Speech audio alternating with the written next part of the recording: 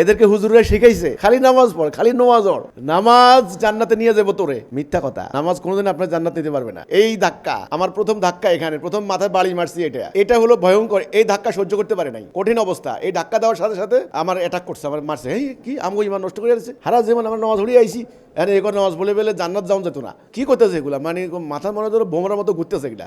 হ্যাঁ, তোমাদেরকে পরিকল্পিতভাবে কলেমা থেকে সরাই দিছে, ইমান থেকে সরাই দিছে। ইসলামের 1 নাম্বার নামাজ না, 1 নাম্বার হচ্ছে ইমান।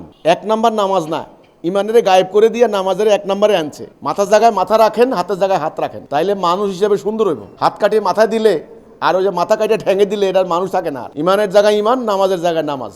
তাহলে ইমানটা কি? এখানে আরেকটা সমস্যা আছে, ইমান বুঝে না। এরা মনে করে ইমান মানে আল্লাহ আছেন, এটা বিশ্বাসের মধ্যে। বাট লা ইলাহা ইল্লাল্লাহ এই কথার মধ্যে কি এগুলা আছে?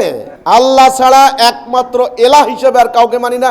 মুসলমানদের মূল সমস্যা হচ্ছে এলাহ শব্দের মানে ভুলে গেছে। আরে ভাই, অল বাসে বাদাল মাউত, এই যে শুনেন মৌতের পরে এই আছে ওই আছে, জান্নাত জাহান্নাম, এইটা তো বিশ্বাস হিন্দুরাও করে রে ভাই। কিন্তু লা ইলাহা ইল্লাল্লাহ এটা হলো বান্দার সাথে আল্লাহর একটা অঙ্গীকার, একটা চুক্তি। বান্দা আল্লাহর হুকুম ছাড়া কারো হুকুম মানবে না, এটা প্রতিষ্ঠা করবে।